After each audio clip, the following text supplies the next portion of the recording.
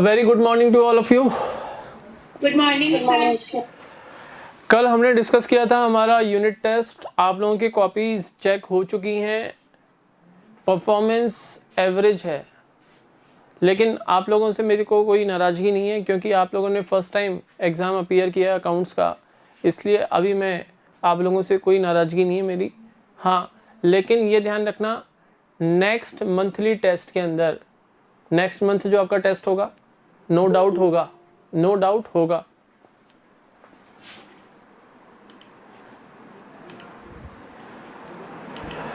तो जो next monthly test है, बेटर परफॉर्मेंस मैं एक्सपेक्ट करूंगा आप लोगों से।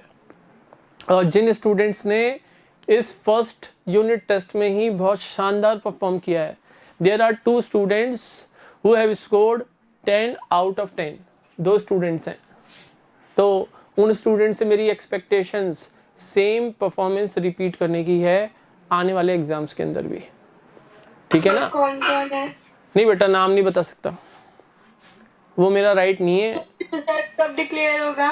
रिजल्ट बेटा आपकी क्लास टीचर है प्रिया मैम, ठीक है ना? Yes ma'am. हाँ, तो प्रिया मैडम ही आपका रिजल्ट डिक्लेयर करेंगी, वो राइट मेरे पास नहीं है, मैं बता नहीं सकता। हैं?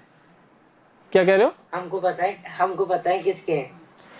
तुम्हें पता है? तुम तो यार एस्ट्रोलॉजर हो। एक तो पायल है। नहीं, तुम तो एस्ट्रोलॉजर निकले यार। हैं? अरे देखते हो क्या जन्म पत्री वगैरह, हॉरोस्कोप वगैरह देखते हो क्या तुम? हैं? नो सर हम नहीं देखते सर, डैडी देखते हैं। डैडी देखते हैं? तो कब आऊं डैडी से मिलने? कब आऊं डैडी से मिलने? अगर टाइम होगा तो बुला लेंगे। हैं? क्या फीस चार्ज करते हैं डैडी? सर आपसे थोड़ी ना। अच्छा, मेरे से नहीं। तो अदर स्टूडेंट्स चलें क्या एक साथ, पांडे जी के घर चलें एक साथ? Yes sir. क्या बोलते हो बाकी सब? Yes sir. बनाए प्रोग्राम बनाए, पांडे जी के घर चलें एक दिन, संडे को नेक्स्ट संडे चलें, कमिंग संडे। हैं? बोलो, पांडे जी अलाउड है क्या घर पे आना? बोलो, कोविड टाइम के अंदर। Yes sir. पापा से पूछ के बता देना। फिर कहीं हम आ जाएं और पापा बोले नहीं नहीं नहीं, कहाँ आ रहे हो इस कोविड टाइम में, घर के अंदर एंट्री अलाउड नहीं है। नहीं सर, ऐसा कोई नहीं। तो चलो ठीक है, ध्यान रखना नेक्स्ट मंथली टेस्ट में जिन बच्चों की परफॉर्मेंस करंट यूनिट टेस्ट में अच्छी नहीं आई, डीमोरलाइज होने की जरूरत नहीं है। I am always with you, ठीक है ना? आप अपने अच्छे से पढ़ो, वीडियो एक्सेस मिल रहा है आपको स्कूल के ऐप के ऊपर। अगेन मैंने जो कह रहा हूँ, जो आपके साइड से जो मिस्टेक्स हो रही हैं, जो कमियां हैं, उनको दूर करो बच्चों। स्कूल आके अपना आईडी पासवर्ड लो ऐप का, ताकि आप लोग वीडियो एक्सेस कर पाओ। जिन्होंने लेट ज्वाइन किया है वो बच्चे तभी ये प्रॉपर वे में सीख पाएंगे जब मैंने आपको बताया था कि एक तो आपको चैप्टर पढ़ना चाहिए बेसिक अकाउंटिंग टर्म्स, और सेकंड चैप्टर आपको पढ़ना चाहिए अकाउंटिंग इक्वेशंस। ये 2 चैप्टर पढ़ने के बाद फिर आपको क्लास के अंदर एक प्रॉपर वे में चीज़ें समझ में आएंगी। तब तक समझ में तो आएंगी, लेकिन उस लेवल की समझ में नहीं आएंगी जिस लेवल की आपको समझनी चाहिए, ठीक है ना?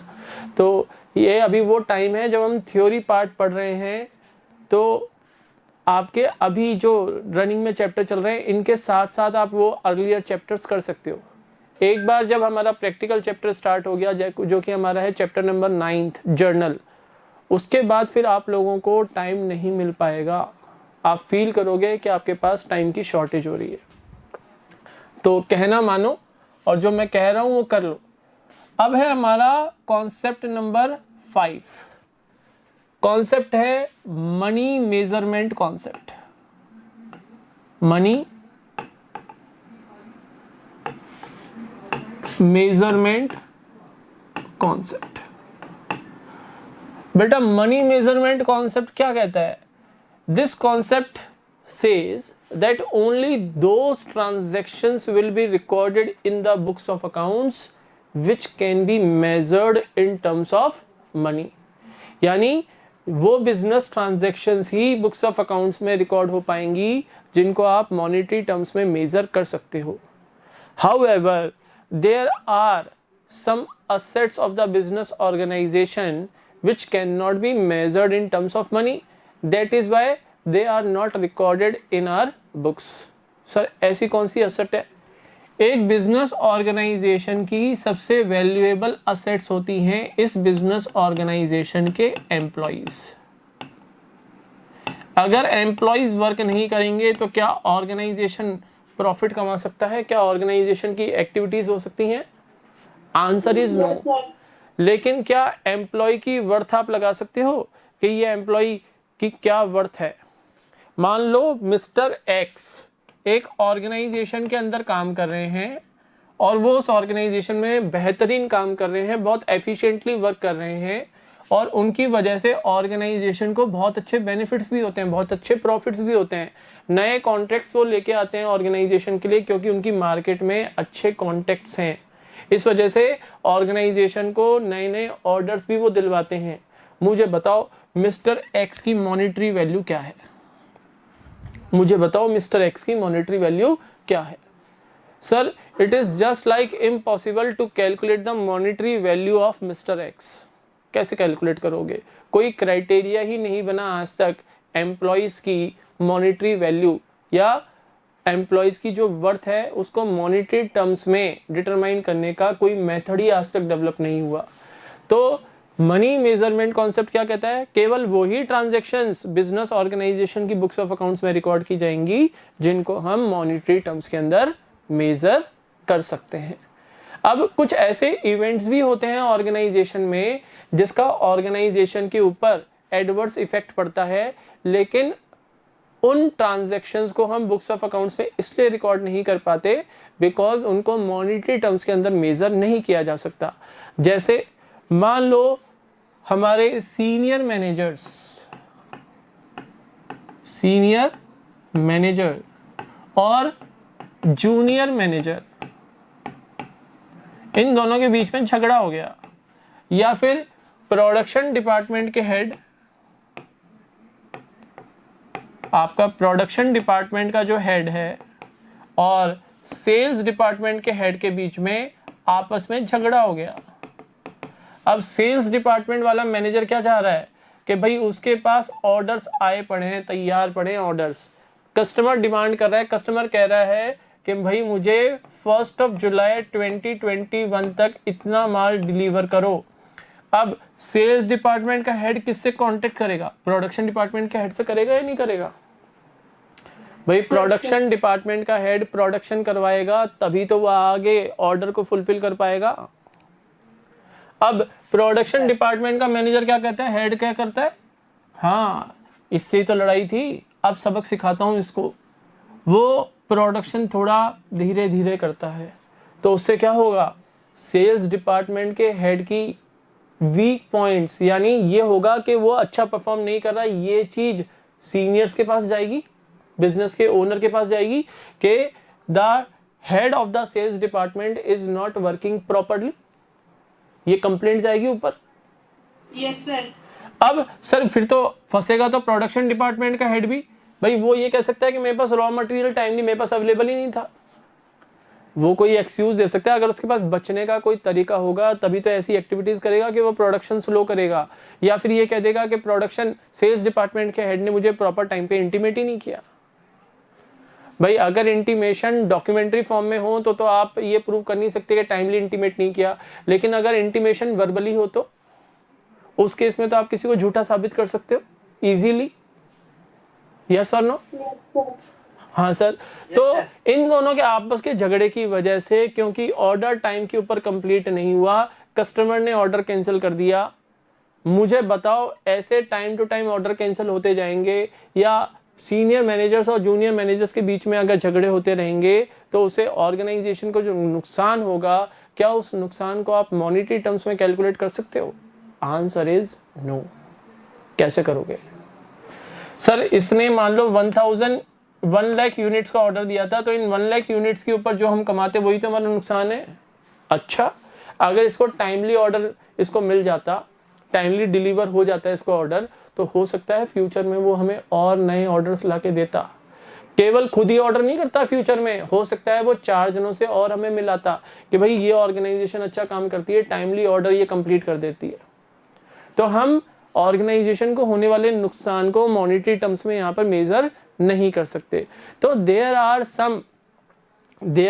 सम ट्रांजैक्शंस और events which have a bad effect, adverse effect on the business organization, but their value in monetary terms, since their value in the monetary terms cannot be measured, so they are not recorded in the books of accounts of the business organization. बोलो clear? Yes, sir. तो बेटा यही है money measurement concept. Book में से पढ़ो, सबके पास book available है। डिम्पल, बुक्स के बारे में बात कर ली अदर स्टूडेंट से? सर अभी नहीं लिए बुक्स तो। नहीं, अदर स्टूडेंट से बात तो हो गई ना, आपको कौन सी बुक लेनी है ये तो पता लग गया आपको? Yes sir. हाँ, तो बुक ले लेना बेटा। बाकी एनसीईआरटी की पीडीएफ तो मैं अवेलेबल कराऊंगा ही कराऊंगा, वहां से भी हम करेंगे। हम दोनों बुक्स को मर्ज करके पढ़ेंगे। ऐसा नहीं है कि पहले केवल एनसीईआरटी पढ़ लें या पहले केवल जो मैंने बुक आपको बताई है वो ही पढ़ें, ऐसा कुछ नहीं है। दोनों बुक्स को मर्ज करके पढ़ेंगे। तो देखो money measurement concept on page number 3.5 of the book. आपके पास पीडीएफ तो है ना इस चैप्टर का डिम्पल? सर नहीं है। नहीं है? अरे इशिका, Yes, sir. अभी सेंड कर रहे हैं। सेंड करो। अरे तुम लोग हेल्प कर दिया करो आपस में एक दूसरे को, ये ईगो प्रॉब्लम छोड़ो आपस की। सर मैंने सेंड कर दिया था, मैं भूल गई। मैंने क्वेश्चन आंसर सबको सेंड कर दिया था। तो पूछा ही नहीं, कहाँ से देते हैं, हमको लगा है बुक। अच्छा कोई बात नहीं, अब मैं कह रहा हूं अब सेंड कर दो। मनी मेजरमेंट कॉन्सेप्ट देखो बुक के अंदर page number 3.5। Only those transactions and events are recorded in accounting which are capable of being expressed in terms of money. An event, even though it may be very important for the business, will not be recorded in the books of the business unless its effect can be measured in terms of money. जब तक कि उसके effect को monetary terms में हम major नहीं कर सकते तब तक उसको बुक्स ऑफ अकाउंट्स के अंदर रिकॉर्ड नहीं करेंगे। For example, accounting doesn't record a quarrel between the production manager and sales manager, and it doesn't report that a strike is beginning, and it doesn't reveal that a new competitor has placed a better product in the market. हमारे competitor ने एक better product market में place कर दिया तो उससे हमें competition मिलेगा, लेकिन उस बेटर प्रोडक्ट के लॉन्च करने से बाय आवर कॉम्पिटिटर हमें क्या नुकसान होने वाले हैं, those losses can not be measured in terms of money. Clear? Yes sir. These facts or happenings cannot be expressed in monetary terms and thus are not recorded in the books. अब एक example दिया हुआ है, ये example पढ़ लेना, समझ में आ जाएगा। नेक्स्ट पेज पे आ जाओ। Next page number 3.6। However, the money measurement concept suffers from the following limitations. कुछ limitations भी हैं money measurement concept की। First is transactions and events which are not capable of being measured in terms of money are not recorded even though they may be very important for the enterprise.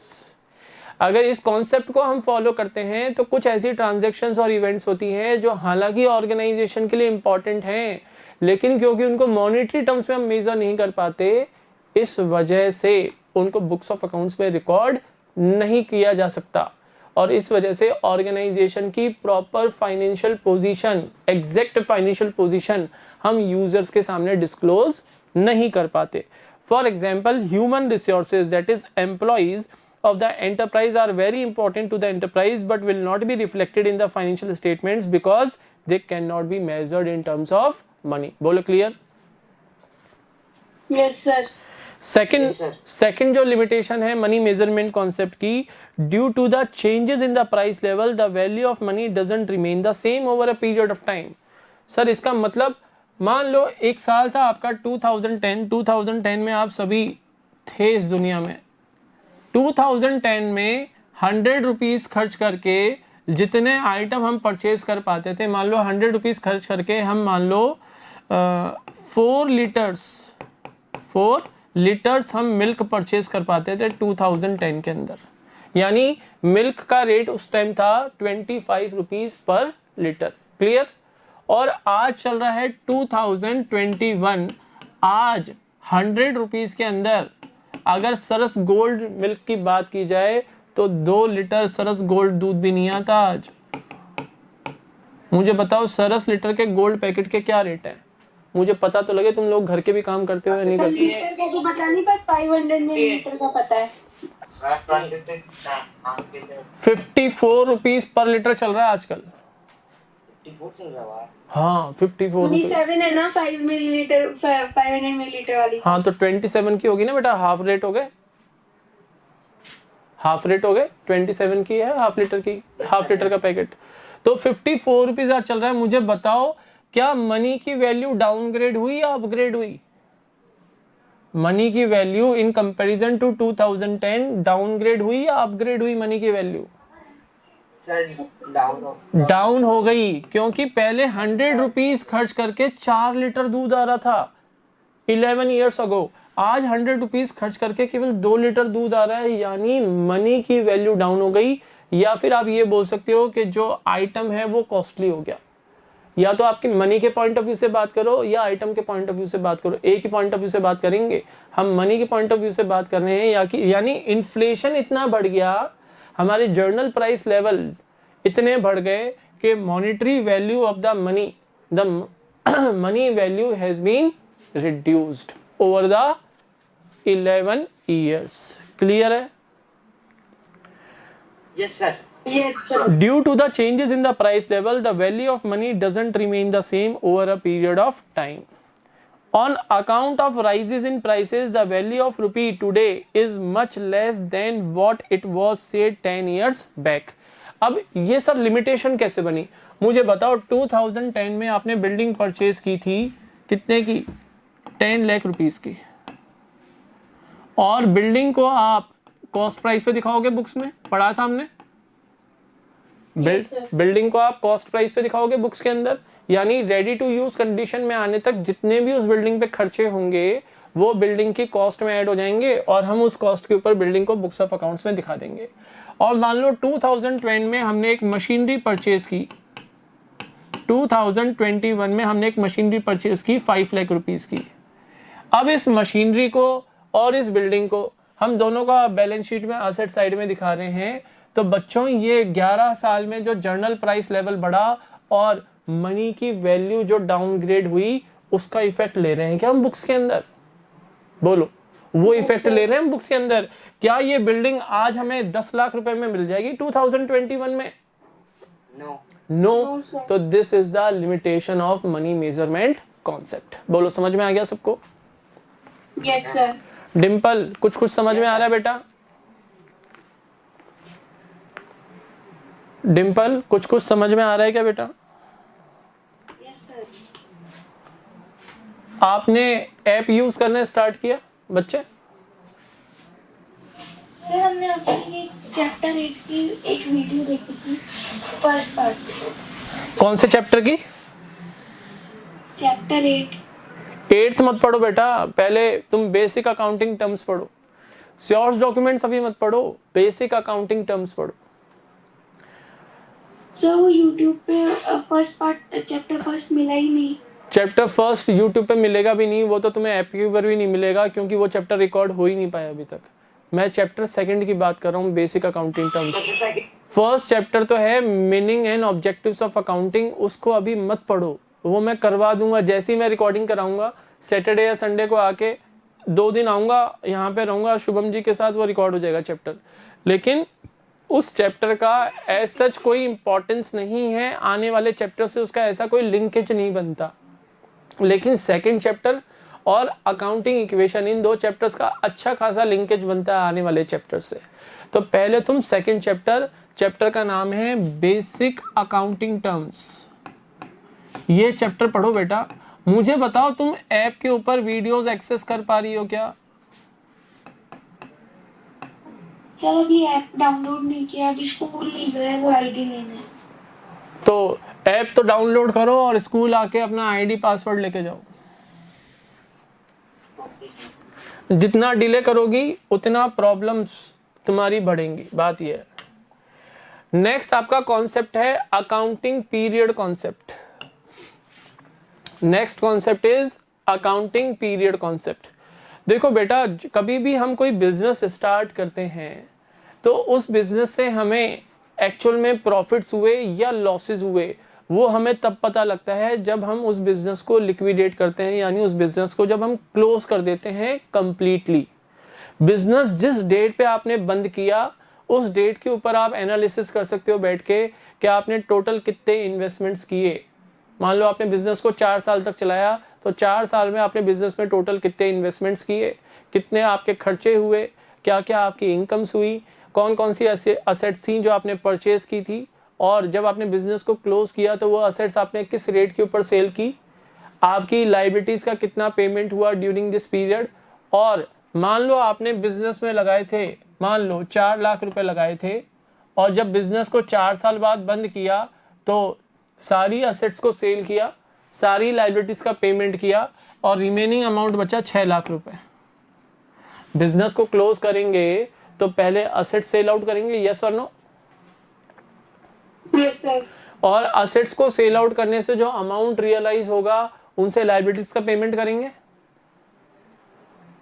Yes sir. Sir business close करेंगे तो liabilities का payment क्यों करेंगे? अच्छा, तुम्हारे जो liability holders हैं, जो लेंडर्स हैं आपके बिजनेस के, वो तुम्हें छोड़ देंगे क्या? ऐसे जाने देंगे आपको? No sir. और दूसरी बात, अगर मान लो कोई बंदा भागने की कोशिश भी करे तो क्या फिर फ्यूचर में वो उसी मार्केट में आके काम कर पाएगा? आप तो अपने ब्रांड इमेज ही खराब करके जा रहे हो मार्केट में। तो यहाँ पे सारी लीगल बातें होंगी।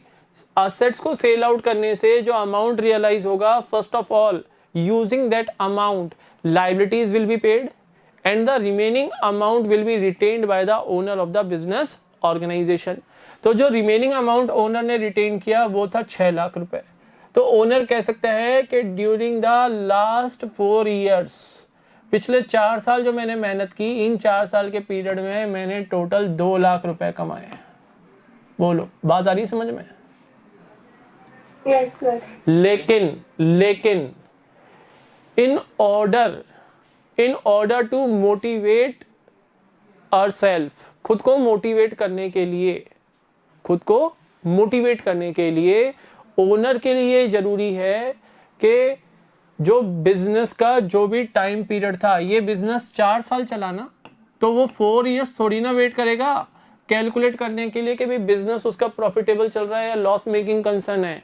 That is why the life time of the business organisation is divided into small parts. जो बिजनेस की लाइफ होती है उसको स्मॉल पार्ट्स में डिवाइड किया जाता है। सर हम कॉन्सेप्ट कौन सा पढ़ रहे हैं? अरे बच्चों, अकाउंटिंग पीरियड कॉन्सेप्ट पढ़ रहे हैं। हम पढ़ रहे हैं अकाउंटिंग पीरियड कॉन्सेप्ट। तो मैंने अभी जो एग्जांपल आपके सामने रखा, ये 4 साल की जो लाइफ है बिजनेस की, इसको स्मॉल पार्ट्स में डिवाइड किया जाएगा and each part will include 12 months. Accounting में each such part is known as accounting period and such accounting period will consist 12 months। बोलो, बात समझ में आई इतनी? Yes. अब इस 12 मंथ्स के पीरियड के अंदर, ये 12 मंथ्स आपका कैलेंडर ईयर भी हो सकता है, और ये आपका कैलेंडर ईयर मतलब कि मान लो अगर करंट ईयर चल रहा है 2021, तो ये जनवरी 1 से लेके दिसंबर 31 तक का हो सकता है फाइनेंशियल ईयर। और normally in case of joint stock company, business studies में आप पढ़ रहे होंगे फॉर्म ऑफ बिजनेस ऑर्गेनाइजेशन, तो वहां पे आपने पढ़ा होगा जॉइंट स्टॉक कंपनी, प्रिया मैम पढ़ाती है मुझे पता है। तो यहाँ पर आपका financial year in case of joint stock company तो अप्रैल 1 से लेके और नेक्स्ट ईयर मार्च 31 तक जाता है, यानी वही 12 मंथ्स का पीरियड है। जॉइंट स्टॉक कंपनी के केस में इस टाइम पीरियड को फाइनेंशियल ईयर फॉलो करना कंपल्सरी होता है। In case of joint stock company, you cannot take calendar year as financial year। बोलो क्लियर? Yes, sir. तो सर ये Yes, sir. जो लाइफ टाइम है इसको फाइनेंशियल ईयर्स में बांटा क्यों गया, डिवाइड क्यों किया गया? ताकि ओनर को और other users of the accounting information को ये नॉलेज मिले कि ऑर्गेनाइजेशन प्रॉपर वे में इफेक्टिवली एंड एफिशिएंटली वर्क कर भी रहा है, या केवल आप रिसोर्सेज का मिस यूटिलाइजेशन कर रहे हो? भाई अगर business organisation year on year poor perform करेगा तो फिर ओनर क्या चाहेगा? वो बिजनेस को क्लोज करना चाहेगा। अगर बिजनेस अगर वो अच्छे से रन नहीं कर पा रहा है तो बिजनेस को क्लोज करेगा। या फिर बिजनेस के अंदर अगर बिजनेस को कंटिन्यू करना चाहता है तो जो बिजनेस में वीकनेसेस हैं, जो लूप होल्स हैं, उन लूप होल्स को फाइंड आउट करके उन वीकनेसेस को दूर करने की कोशिश करेगा। सिंपल सी बात है। That is why the performance of the business organisation should be checked on yearly basis. Clear है? Yes sir. देखो Yes, sir. Accounting period concept book में देखो on page number 3.6, as the business is intended to continue indefinitely for a long period, according to which concept? ये line कौन से concept के according है? As the business is intended to continue indefinitely for a long period. ये line जो है, ये sentence है, ये कौन से कॉन्सेप्ट से लिंक करता है बताओ? Going concern concept. Very good, very good. ये है गोइंग कंसर्न कंसेप्ट की मेन लाइन।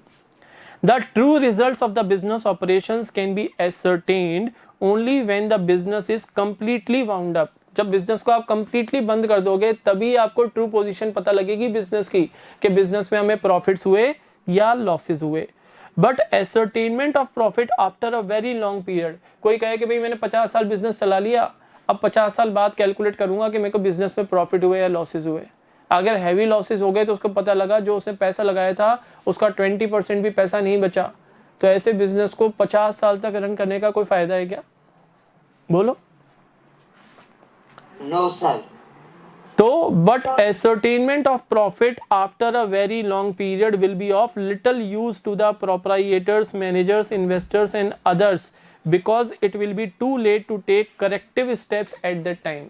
अगर बिजनेस में कोई वीकनेसेस थे तो बिजनेस को क्लोज करने के बाद अगर आप कोई करेक्टिव मेजर्स अप्लाई करते हो तो उन मेजर्स को अप्लाई करने का कोई बेनिफिट है? That is of no use. उसका तो कोई यूज ही नहीं है, क्योंकि बिजनेस को ही आप वाउंड अप कर रहे हो यानी बंद कर रहे हो। वाउंड अप करना यानी बंद करना, ठीक है ना? The users of the financial statements need to know the results of the business at frequent interval. Thus, the entire life of the firm is divided into time intervals for the measurement of the profit of the business. 12 months period is usually adopted for this purpose. According to the amended income tax law, income tax act बना हुआ है हमारा 1961 के अंदर। हमारे country में income tax act कब बना था? 1961 में अप्लाई हुआ था, तो हम बोलते हैं इनकम टैक्स एक्ट 1961। तो according to the amended income tax law, a business has compulsorily to adopt financial year beginning on April 1st and will end on 31st March of the succeeding year. Apart from these, companies whose shares are listed on the stock exchange are required to publish quarterly results to depict the profitability and financial position at the end of 3 months period. यानी अगर आप एक joint stock company हो तो एक joint stock company को हर quarter के results publish करना मैंडेटरी होता है। कौन सी कंपनी? जिसके शेयर्स एंड डिबेंचर्स लिस्टेड होते हैं इन अ रिकॉग्नाइज्ड स्टॉक एक्सचेंज, यानी जिसके शेयर्स और डिबेंचर्स फ्रीली ट्रेड हो रहे हैं कहां पर? शेयर मार्केट के अंदर। बोलो clear? Yes sir. Yes sir. तो आज मैंने तुम्हें 2 कॉन्सेप्ट पढ़ाए, सर एक और पढ़ा दो। तो ऐसा करो, कॉस्ट कॉन्सेप्ट आज हम ड्रॉप करते हैं। नेक्स्ट कॉन्सेप्ट देखो, 8th कॉन्सेप्ट, ये हो जाएगा 5 मिनट में। कॉस्ट कॉन्सेप्ट नहीं होगा 5 मिनट में।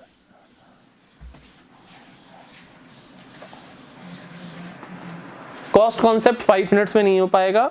आप कॉन्सेप्ट नंबर 8 देखो। कॉन्सेप्ट नंबर 8 है ड्यूअल एस्पेक्ट कॉन्सेप्ट।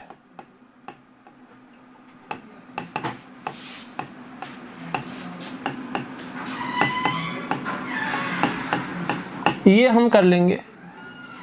कुछ जाना पहचाना नाम लग रहा है क्या? Dual aspect concept yes sir. किससे मैच कर रहा है ये? Double entry system. Very good. तो जो डबल एंट्री सिस्टम मैंने पढ़ाया था वही चीज ड्यूअल एस्पेक्ट कॉन्सेप्ट में कही जाती है।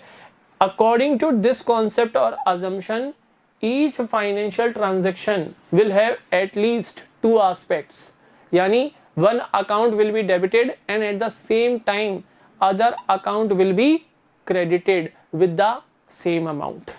With the same amount. Clear है?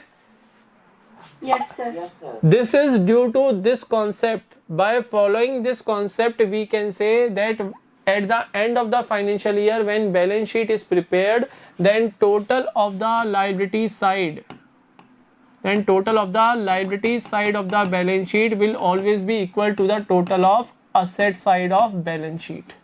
सर लाइबिलिटीज प्लस कैपिटल लिखो ना, वो इक्वेशन में लिखते हैं. आपकी कैपिटल भी तो इंटरनल लाइबिलिटी है, कैपिटल भी तो इंटरनल लाइबिलिटी है. तो बैलेंस शीट जब हम बनाते हैं, बैलेंस शीट के फॉर्मेट में लेफ्ट हैंड साइड के अंदर हम लिखते हैं heading liability. Liability plus capital नहीं लिखते, केवल लिखते हैं लाइबिलिटी. और राइट हैंड साइड में हम लिखते हैं असेट्स. और अमाउंट के कॉलम भी आते हैं, अमाउंट के कॉलम तो आएंगे ही आएंगे. ये बैलेंस शीट का फॉर्मेट होता है, यहाँ पर रुपीज एंड रुपीज. तो by following the dual aspect concept, when we prepare balance sheet at the end of the financial year, then total of the liability side must always be equal to the total of the asset side.